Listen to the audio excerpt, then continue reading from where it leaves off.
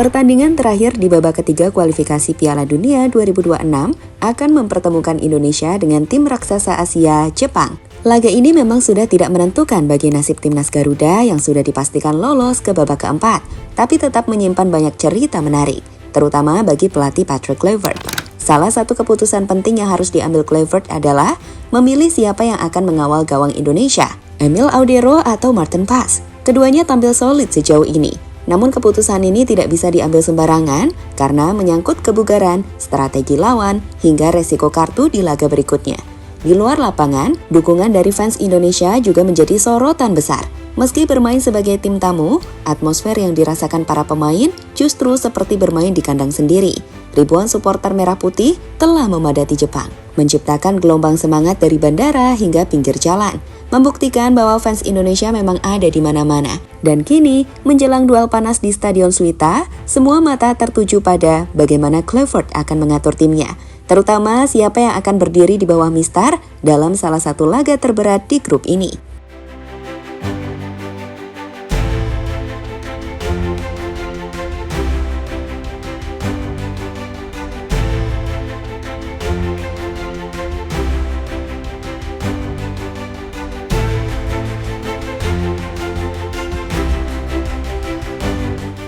Setelah menyelesaikan laga sengit melawan China, skuad Garuda tak butuh waktu lama untuk kembali bersiap.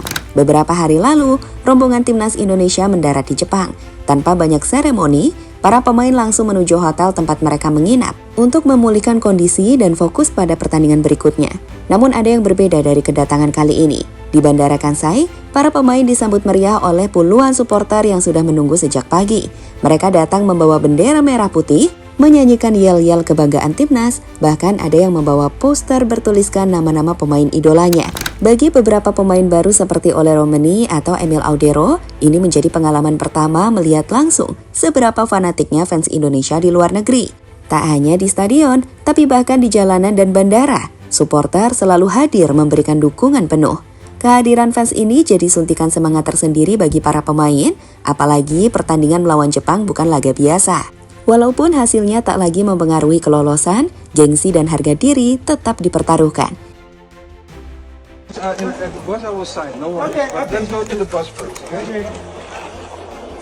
Coach Patrick, welcome to Osaka.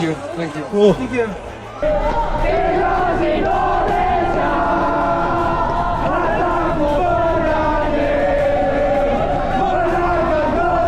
Di tengah semangat yang dibawa dari tanah air dan sambutan luar biasa dari fans di Jepang, timnas Indonesia langsung tancap gas, memulai sesi latihan ringan. Fokus dan ketenangan benar-benar dijaga, karena meskipun status laga melawan Jepang tak menentukan, tekanan tetap terasa. Apalagi Jepang bukan lawan sembarangan. Mereka adalah tim unggulan, tuan rumah, dan datang dengan ambisi membalas hasil buruk mereka sebelumnya. Sementara itu di kubu Indonesia, persiapan terus dimatangkan, baik dari segi taktik maupun komposisi pemain. Dan di antara semua sektor, satu posisi jadi bahan diskusi paling hangat. Siapa yang akan berdiri di bawah mistar gawang Garuda? Jawaban itu masih ditutup rapat oleh Kluivert. Tapi satu hal pasti, keputusan ini bukan cuma soal siapa yang lebih siap, tapi juga soal strategi besar yang sedang dirancang untuk laga penuh gengsi nanti.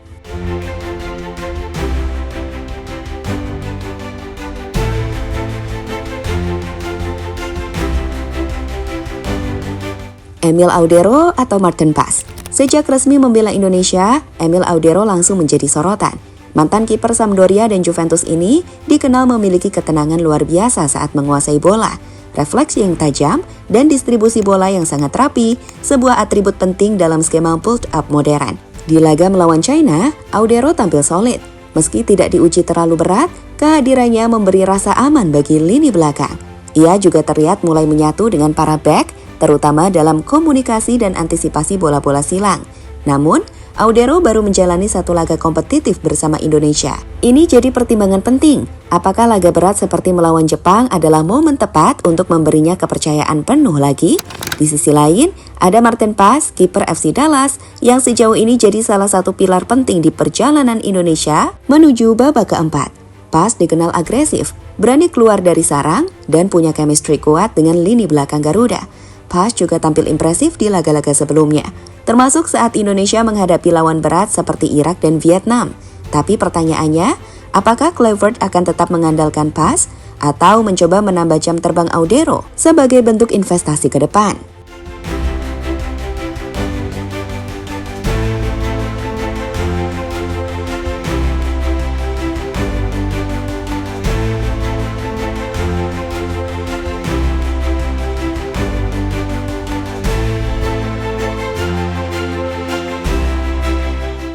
Fans Garuda ada di mana-mana. Di tengah segala persiapan dan strategi yang disusun Patrick Kluivert, satu kekuatan tak terlihat tapi sangat nyata ikut mengiringi langkah timnas Indonesia. Dukungan luar biasa dari para fans Garuda. Sejak skuad tiba di Jepang, atmosfer kehadiran fans langsung terasa. Di bandara, para pemain disambut puluhan supporter yang membawa bendera, jersey, hingga spanduk dukungan. Mereka bukan sekadar penonton, tapi bagian dari energi yang mendorong semangat bertanding. Yang mengejutkan, para fans ini bukan hanya datang dari Indonesia. Banyak di antaranya adalah WNI yang tinggal, bekerja, atau belajar di Jepang. Bahkan beberapa rela menempuh perjalanan jauh antar kota demi bisa hadir menyambut dan mendukung langsung di stadion. Lebih hebatnya lagi, dalam waktu kurang dari 3 jam, tiket khusus untuk fans Indonesia langsung ludes.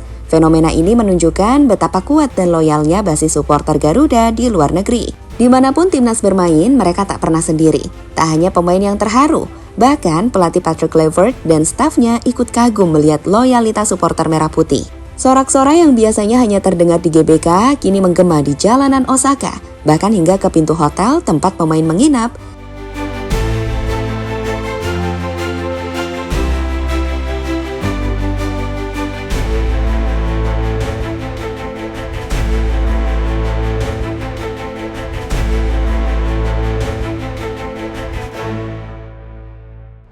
Pertandingan melawan Jepang memang tidak akan menentukan nasib Indonesia di babak keempat kualifikasi.